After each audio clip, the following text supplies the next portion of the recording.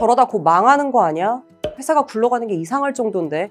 불과 4, 5년 전까지만 해도 이 회사는 이런 평가를 받았었죠. 하지만 이 회사의 수작, 10년이 넘는 적자 상황에서도 자신만만했습니다. 이건 계획된 적자일 뿐이다. 수익 창출이 멀지 않았다. 그리고 이 말은 현실이 됐습니다. 바로 쿠팡 김범석 의장의 얘긴데요. 쿠팡은 지난해 처음으로 연간 흑자를 달성하며 매출 30조 원을 돌파, 국내 유통업계 1위에 올랐죠.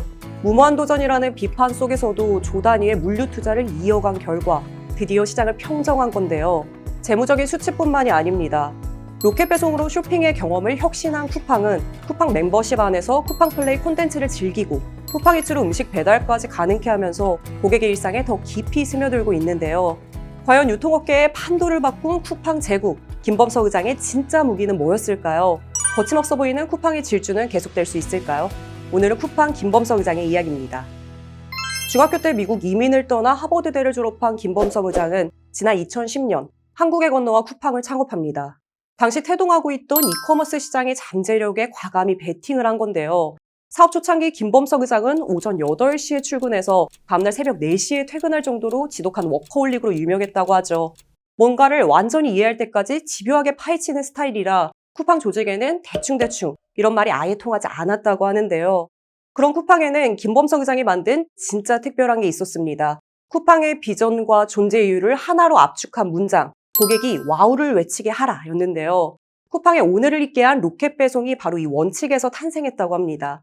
시작은 이랬습니다. 당시 고객 감동을 고민하던 김범석 의장은 매일 콜센터에 출몰을 했는데요. 고객이 콜센터에 가장 많이 하는 질문과 항의가 배송 문제였다고 합니다. 그런데 재미난 게 고객 설문조사를 하면 또 결과가 달랐대요.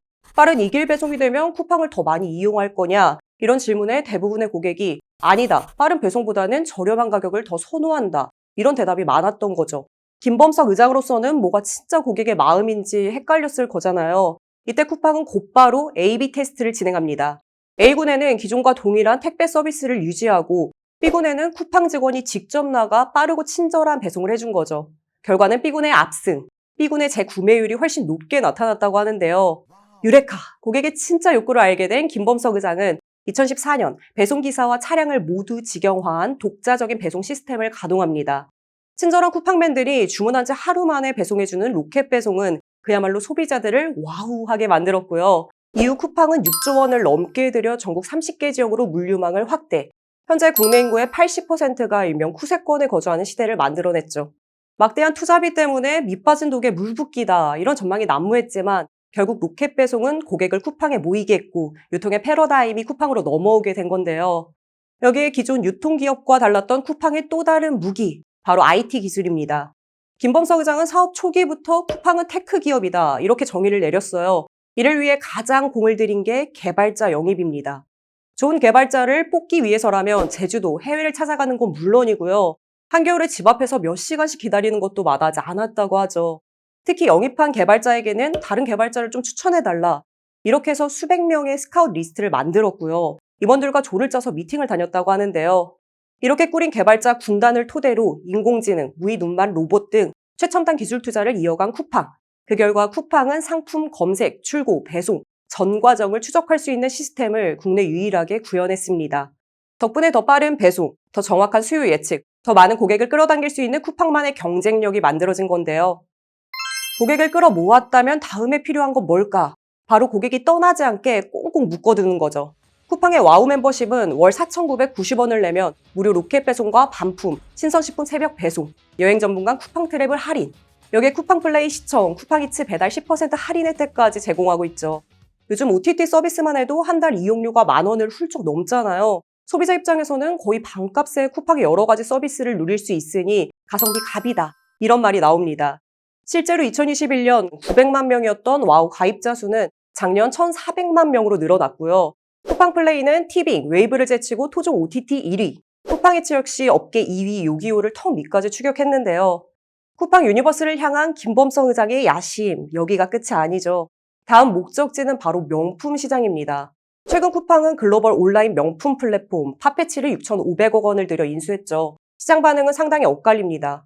명품 시장이 날로 어려워지는데 쿠팡 영업이익보다 더 큰 돈을 들여 회사를 사들이는 게 과연 맞냐? 한켠에선 명품 사업에서 지각 변동을 일으킬 기회를 잡았다. 이런 반응도 나옵니다. 김범석 의장의 큰 그림은 이런 것 같아요.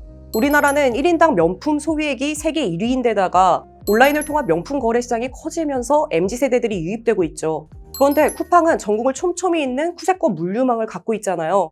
그러니까 명품도 로켓 배송 시대를 열 수 있다, 이런 판단인 건데요.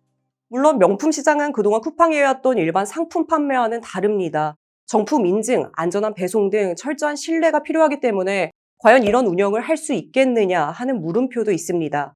김범석 대표, 앞으로 명품을 구매하는 고객의 경험을 새롭게 정의하겠다, 이런 포부인데요. 상황이 이렇게 되자 백화점 업계까지 쿠팡발 주의 경보가 떨어진 모양새죠. 그동안 쿠팡은 다양한 신사업에 진출하는 과정에서 기존 기업들과 잇따른 마찰을 빚고 있는데요. CJ와는 뷰티, OTT, 택배 사업이 겹치면서 1년 넘게 전면전을 펼치고 있고요. 네이버 신세계는 반쿠팡 연대를 맺어 쿠팡과 맞서고 있죠. 앞으로는 삼성전자, LG전자와도 맞붙을 거다, 이런 전망도 나오는데요. 쿠팡이 가전제품 배송에 설치까지 더한 로켓 설치 서비스를 넓혀가고 있기 때문입니다. 이런 문제는 쿠팡이 후발주자로 시장에 뛰어들면서 출혈 마케팅도 불사하는 전략을 펼친 영향도 큰데요. 소비자 입장에선 어떤 분야건 한 기업이 독점하는 것보다 적절한 경쟁이 이루어지는 게 가장 좋죠.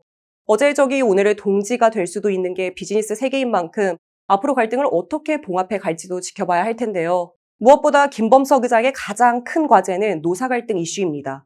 쿠팡 배달기사의 사망사고를 비롯해 물류센터의 업무 강도, 열악한 환경 등으로 많은 논란을 일으켜왔죠. 쿠팡은 더 이상 스타트업이 아닙니다.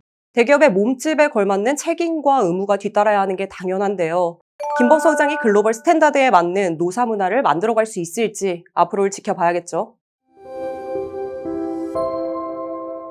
성공한 벤처 기업가들에게는 몇 가지 공통점이 있죠. 미래를 읽는 성구안, 빠른 실행력, 그리고 비전입니다.